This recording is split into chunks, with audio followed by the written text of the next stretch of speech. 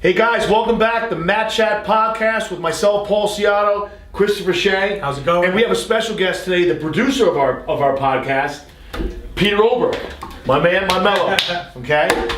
So today, we want to talk about something that's approaching. It's very important. It's personal. It's really uplifting and enlightening. Me? No. Oh, okay. You are not light. And you are red. Okay? So that's basically where you're at. So, April 28th, what year was that, Peter? 2014. 2014. I actually was there for it. So I have knowledge of this and was firsthand knowledge. I was there when it happened. Peter suffered a heart attack while training. Wow. Yeah. Yeah. And this is at the other academy in Brookfield.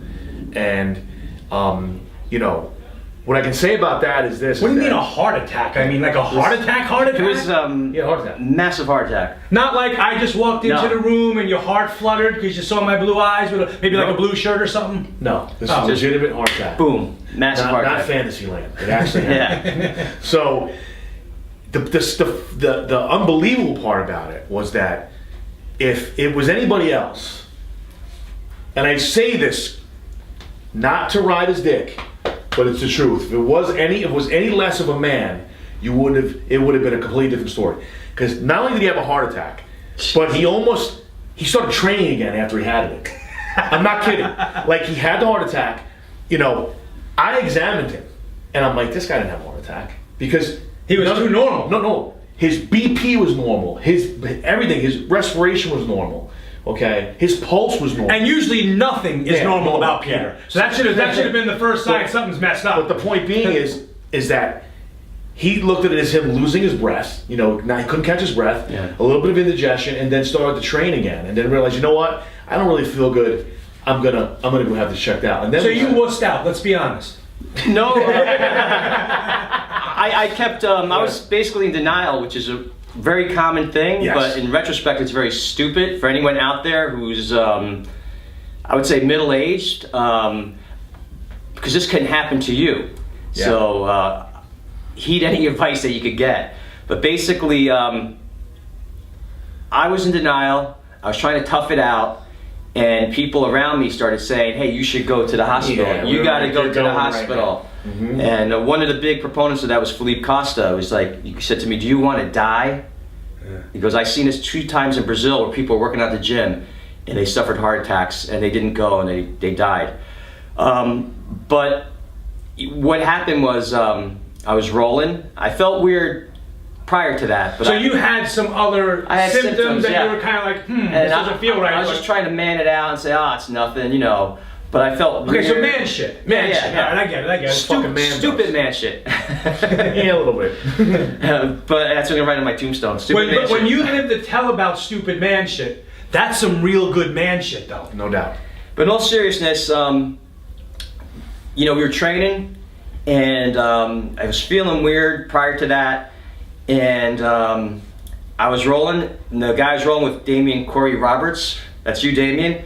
We were rolling, and all of a sudden, boom, massive pain right in the chest, Oh, really? like an explosion.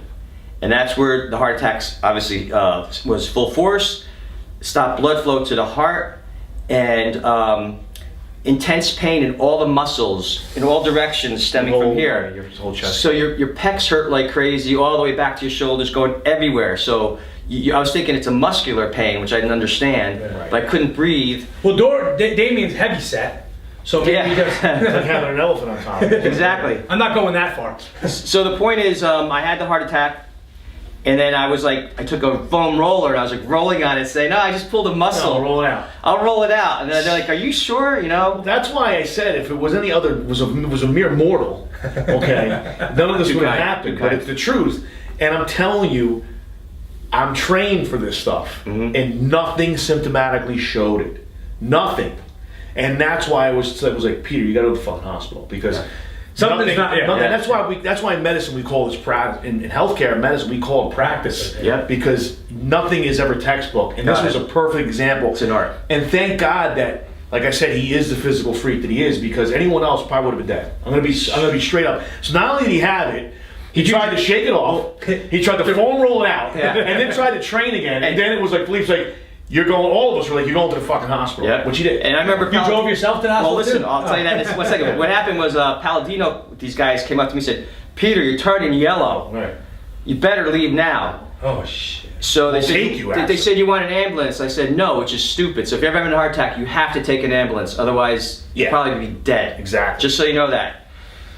So I said, why don't you drive me to the urgent care clinic here? And Formiga was going to drive. I said to Formiga, let me drive because you're the black belt and I'm the lower belt. I'm a blue belt. And he's like, no, man, like you're having a heart attack or something. You know? I'm like, no, I'll drive. I know the way, you know? But anyway, we went to an urgent care clinic, which was real close by. They saw EKGs, whatever, I was having a heart attack. I said, I'm going to drive to the hospital. They said, no way. They called an ambulance. Yeah. Which is the right. So you wussed out a little bit. I mean, Yeah. But the point is, when I was at that, when I was at the urgent care, they said to me, do you want to go to Danbury Hospital or New Milford Hospital? And I said, gee, I don't know. I said, I'll go to New Milford. That's where I live. And they said, are you sure? I'm like, no, Danbury. I have no idea. You don't know And I said, all right, tell me where you want me to go. So they sent me to Danbury. And the doctor said, that's a good choice because they have a cardio unit and New Milford doesn't. Oh wow. Yeah, the cardiac unit in Danbury's a So- teaching Yeah, hospital, Danbury's- so yeah. they have everything there. So anyway, the point is, they got me there in time. I knew it was serious because the guy in the ambulance was giving me Nitroglycerin? nitroglycerin. He kept giving me a bunch of times, Sublingual? and he kept saying to me, "How's the pain level, 1 to 10?" And I kept saying, "It's just a 2. It's just a 2." And he's like, "What do you mean it's just a 2?" You know, and I'm wearing my gi. You know, like fucking Chuck Norris, you know what I mean? Dying, chest open, you Chuck know. Norris doesn't have heart attacks. That's it. Yeah, that's true. Heart attacks have Chuck Norris. So anyway, just going down, the ambulance to the hospital, when he said to me, I said to the guy, I said, it's just a 2. And I said, I have so much stuff I got to do. I don't have time for this. And he looked at me and said, buddy, if we don't get you to the hospital in time, it's over. They're going to go up your leg, into your heart, and hopefully they get there in time and get a stent in or something like that. And now at that point, did you finally say, ooh, Yeah. Woo. okay, now I better dial down and Yeah. be like, all right, this is... Yeah, exactly. So, they rushed me to the hospital. I was in the ambulance. It's really weird to be in the ambulance, looking out the back window and seeing all the cars pulling over, and I felt guilty. You know what I mean? You know what I mean? So, they took me to the hospital emergency room. They basically ran me in on So the you on the basically gurney. cut a whole bunch of people in line. Exactly. Too, so that Fuck you, I'm selfish. here, let me do what I gotta do. Selfish. son of a- Exactly. So, they got me in there. They got me into the operating table, and Did you tell them I don't need no stinking anesthesia? no, I didn't say anything. Oh. I just let it go at that point. I was very quiet, and the people who worked in the emergency room were actually fighting each other on top of me. Like in a Brazilian jiu-jitsu match? No, What do like you mean? yelling. Oh. Like, one woman, older nurse, was yelling at a male older nurse, like, where's the so-and-so? You need this so-and-so. If it's not here, we can't proceed. And he's like, I don't fucking know where the so-and-so is. That's your responsibility. And they're like yelling. I'm laying there. I'm like, someone please find the effing so-and-so so we get this going. But anyway, they did the surgery. I was wide awake. Well, I don't know if it's surgery, but they went up my, my artery Stent. and stent, and it was the longest, probably 15, maybe 20 minutes of my life. Pure quiet. I just laid there. Just to resume blood. Just laid there and observed. And, it was just a heavy trip, man. A heavy trip when you realize that you could be dead in 5 to 10 minutes and you're pulling everything you can inside yourself to survive. Yeah. Or you're focusing to survive. What were you focusing on? Your kids? No. You're getting your purple belt? I mean, like... Now, well, if you want to know, in all honesty, He's getting his purple belt. I didn't feel selfish because for so many years, you devote yourself to your family and your kids and your wife You and gotta everything. fucking live. That's what you devote And yourself you put them ahead of you. But this moment, I couldn't think of my wife, my kids. It was just me. Survival. And I just had to focus, and And I prayed, and and I just said to God, I want to live. I want to live. And I never planned that on a Monday at 1 o'clock in the afternoon, on a sunny day, April 28th, that was a day that was going to change the rest of your life. that I could possibly be dead. Yeah. So you're laying there on an operating table, pulling it in, but you also start thinking about what is death. And like really deep, obviously in your situation, you're forced into it. Like, what is death? Oh, yeah. Like, what's going to happen? Is it just be like being choked in jiu-jitsu where it just all goes black? Black and that's Right. it. Is there an afterlife? And I know that. So, Because he did it to me. so anyway, it was, it was really intense. And the surgeon, when he was done, I was feeling really weird because, my heart was getting no blood, everything was getting weird, it was getting surreal, all these things with time. Like I saw myself as a young kid. So while you're laying there, you're still Yeah. having these chest pains, Yeah. and nothing's changed. Yeah, no. From the entire ambulance No. ride? Yeah. Wow. Super, super intense, and the surgeon said, all right, congratulations, you just suffered a massive heart attack. Massive. Yeah. Yeah, man. It was crazy, and I was in shock when he told me that, man. I was in shock, and after they were done, I couldn't move. All my muscles were destroyed. Everything was destroyed. Well, just when you're in that position, every muscle in your body Contracts. Oh yeah. So you're exhausted. But like I said, I think more importantly is that, and I say this not just from a personal standpoint, but from a professional standpoint and an observation, knowing you like I know you. If you were less of a man, you would have been dead. There's no doubt about that. And anyone that knows you knows when this guy trains, he never tires, he never gets weaker during the rolls. Like it's very frustrating. Yeah, so like he's a physical specimen. So the fact of the matter is that's ultimately what it, but it's the truth. You know me, I don't bullshit. I'm being dead serious. Come to the gym once and you'll see what we're talking about. That's anyone that knows you knows that's the fact of the matter. But I remember coming to see you in the hospital, I think, a day or two later. I want to say something about that. Just for everyone out there, just so you know, when you're in a bad situation like that and you almost die, and things are really bleak, it's really nice when someone visits you in the hospital. And the one guy that visited me in the hospital is right here, Paul Ciato. And I just want to let everyone know, no matter what was going on in our lives, I always remembered that, and I always thought about that. You've actually said that to me before. And I knew that meant more than anything else, because actions are real, and they always speak louder than words. Yeah, I appreciate And that. that's You know what that's else the deal. speaks louder than words? It's funny. Mom always says it. When you were at the hospital, did you have clean underwear on? Because sometimes the mother will always say, make sure you put clean underwear on. You never know if you're going to get into a car accident. So here you have a major medical procedure. Did you have, you were training. Listen, You're wet. And I started out clean, but after a few rolls, I was kind of clammy. But I think moving from that part of it, saw Peter in the hospital, he was back to normal mentally, there's no doubt.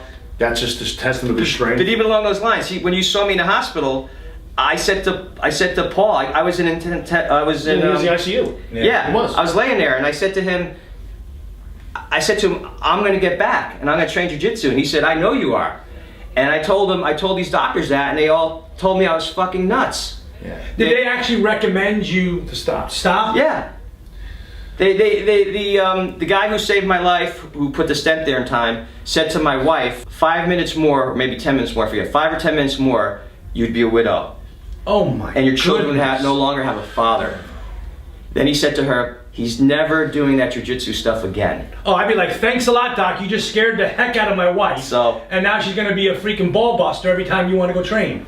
But as I was in intensive care, and they all came in to see me, all these doctors, and they're telling me I can't do that, I looked at them. And I had one point focus that I was going to train again, because I didn't want this to define me and say it's over. I asked them point blank, I said, can the heart repair itself? Is an organ that could do that? And they said yes. And I said, my heart's going to repair itself. It's set in stone. I said, if it takes time, it takes time. But what is the process I have to do? I'm going to do it. But just for you folks out there, when you're being looked at by doctors and you look back at them and they're pudgy and they're out of shape and they do no sports and they don't grapple or MMA or nothing, They don't get it. they're giving you advice Out of a textbook. on being physical. They can't chop wood, they can't do shit. Okay? Truth. They know something, but they don't know something, if you get my drift. Never take medical advice from a medical professional that looks like they can't do a push-up, that they're 60 pounds overweight, or they smell like a pack of cigarettes. It's that. Exactly. They can read all the books. Well, hold on. I have a question. Okay, I'm going to raise my hand. I have a question. In that 4 years, when this guy said you'll never do it again, What have you accomplished since then in BJJ? Well, we're gonna get into that. Yeah, I mean, like, that's going to tell the whole I think story right there. More importantly, Dear associate producer, how much time we got left? Probably like 11 minutes. All right, Okay, great. thank you.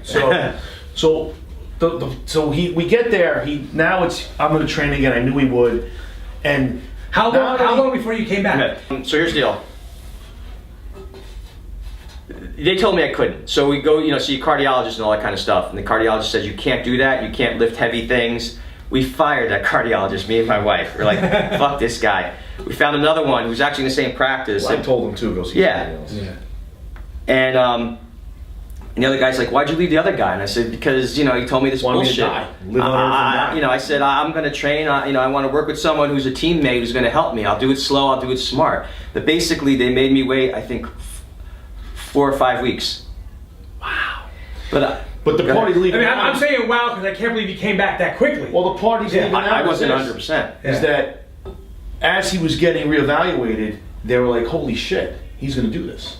Like they're starting to notice the every time they improvement. examined him, he improved leaps and bounds above. Yep, that's further down the road. You're Yeah. absolutely right. So- but what happened along that way is, in the beginning, you couldn't do anything. I had no strength at all. So I had to say to people, can you picture yourself, if you know yourself and you work out and you're a physical person and you're active and all that, all of a sudden like this, boom, you can't do that. You're laying there, you're weak. You're used to being strong, that's your identity. Yeah. All of a sudden, you're not strong anymore. You're basically... Wow, you like me losing my blue eyes. Or you're, yeah. Or for Chris losing his hair.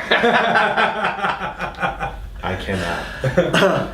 But I'm just saying, it's a real mind trip. But anyway, so I asked this doctor, I want to do blah, blah, blah. And he said, okay, just got to do it smart, yada, yada, yada. So first thing you do, they send you to cardio rehab. I go to cardio rehab with my wife. Place sucks. It's full of like people ready to die. They wire you up and all that. But before we start, the woman asked me a question. It's at the hospital. I didn't know she was going to ask me questions. She goes, what are your goals for cardio rehab? And I just looked at her and I said, well, you know what? I want to go fight in the World's Masters tournament in Brazilian Jiu-Jitsu and win a gold medal. And she looked at me and she goes, come on, those are mighty lofty goals. Let's be realistic. And I said, I am realistic. I said, I'm on a great team. I have great support. I'm going to do it smart. And if it takes time, it takes time, but I'm going to do it. That's right. And that was it. And she just smirked and laughed at me. Again, another person who you look at, doesn't do physical activity, whatever, sitting on a couch eating Walking Doritos, people. Oh yeah. and Well, Doritos are good. Let's be honest. All right. With some I mean- sour cream or something like that. I mean, come on. but the point is, That's strike one. but the point is, you go through something devastating, you're determined to do something, there's a lot of people getting away. That's how life is. You just don't listen to them. You don't focus on them. You do what you gotta do because it's coming from you. It's not about your ego, nothing like that. You know what you are. If someone told you can't work out anymore, you can't do this, you can't do that, I mean, you're basically dead. Hell to You're the the bone. walking dead. That's right. Well, they want you to roll up into a bowl and sit in the corner. But I think even more importantly is like you went there, you took that bull by the horns, and you progressed so steadily and quickly. And it had to do with the fact of the shape you were in beforehand. So it moves it. So now, not only does he get to the Masters, he doesn't get better. He goes and competes at the Masters. And how many competitions Oh, I have you actually- won in the last 4 Oh, years? but let's go to where that was first. Yeah. Okay, so let's That's strike two. You keep fucking up the flow here with this shit. I'm telling you right now. That's it. I've had it. If we get to strike three, you know what's going to happen. I'm giving him my shirt when we're done. Okay? So go ahead. All right, so listen, guys. So what's very important are two things. First of all, Brazilian Jiu-Jitsu saved my life, and it might save yours too one day. I just want you to know out there. That's a great message. How did it save my life? Well, it got me into good shape from my age, which prepped me for my heart attack. Fantastic shape. I did not have a heart attack because I do Brazilian Jiu-Jitsu. I had a heart attack because I have heart disease. I had no idea I had heart disease, like most people out there. You could be walking around and you have heart disease, but you might not have a clue. So Brazilian Jiu-Jitsu helped me get in shape. The second thing Brazilian Jiu-Jitsu did for me was it taught me to focus on what's in front of me. Because remember, no matter what, all truth comes out on the mats. That's right. What is true comes out on the mats. So on the mats, you deal with what's in front of you, whether you're in a ring or on the mats, training, competition. If someone's better, they're better. no excuses. There's no hiding behind No it. hiding. So it taught me to deal with what's exactly in front of me. And when I was having the heart attack, I focused, I dealt with what was right in front of me, and I did what I had to do to survive mentally, spiritually, everything. So Brazilian Jiu-Jitsu saved my life. Going along with what Paul said is, after I got out of the hospital, I was very weak. I couldn't move. They wouldn't let me exercise for about 4 weeks. Had to heal. I still went to the gym occasionally, every week, and I just watched the guys. It's very important you don't get out of the loop. You got to be there. You got to see it. You got to smell it. Observe. You got to be there. When I went to the gym the first time after my heart attack, people could laugh about this. You know what I did? I went in there. I was almost crying. I went on my knees on the mats. I laid like Pope John Paul II.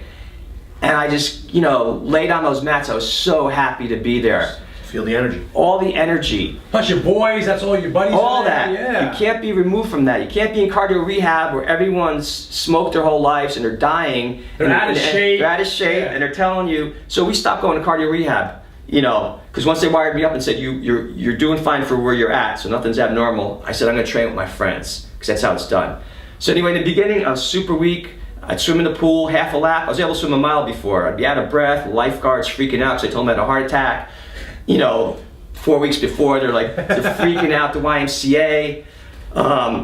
So anyway, once I started to be able to train, I started training and just built it up over time. Within 6 months, I did the Worlds. Within 6 months, post heart 2014. attack. Yep.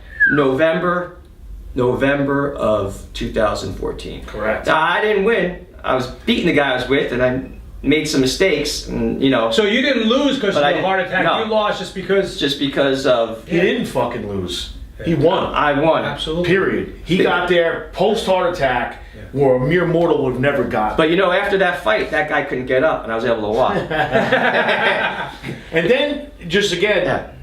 Peter from that point on went on a tear. He won. Yeah, he did. He Yeah. won Pan everything Ams. known to him. Pan Am New champ, York. Nogi Pan Am champ, Boston. New York Open, Boston Open, and right up until this past weekend, where he was a double gold medalist at the New York Open in super heavyweight division at purple belt, and then the absolute division at purple belt, where he just murked dudes. And then I had the pleasure of promoting him to brown belt. So a bigger one and a high five for that, brother. Unexpected, but greatly appreciated. And definitely deserved, for sure. Thank you. So I think, to wrap it up, guys, Peter's story is very important in the sense of never quit, never give up, believe in yourself, be around the right people, the right circumstances, the right environments, and anything is possible. And remember, you can take more than you think you can. And if you have the right people around you, and right if you have mindset. consciousness around you, you'll get it done. And Peter's a living testament. We're approaching his anniversary, and again, Yeah, thanks. Awesome. I just want to say, Paul's 100% right. Everything's in your hands. You can't expect people to put you in that situation. You got to put yourself in the situation he just said. You got to put yourself around the right people. Be in the right school, around positive people. Stay focused. It's all up to you. Before my heart attack, I complained about my life, and I actually said something, which is a quote I stole from someone else subliminally. I didn't realize it. Sure. But I used to say, because all the stress of married, children, Right, bills, everything. mortgage, I'd say my life is the eternal nightmare from which I could never awake. I had a heart attack. It woke me up. I never complained about my life again. ever. Yeah, no. Ever. I So get it. guys, if you think you got it rough, or gals, if you think you got it rough, remember there's a lot of people out there who have it rougher than you, and all things are achievable if you honestly believe it yourself. Chin down, head up, move forward. Guys, we're going to wrap it up. The Matt Chat Podcast with myself, Christopher Shea. This is for Peter. Shirt had to come off. He wants to show what's going on there a little bit. A lot of red, a lot of hair. Okay. The epitome of old man strength, baby. Guys, Chris Shea, Paul Ciato, Peter Oberc, Matt Chat Podcast. See you next time.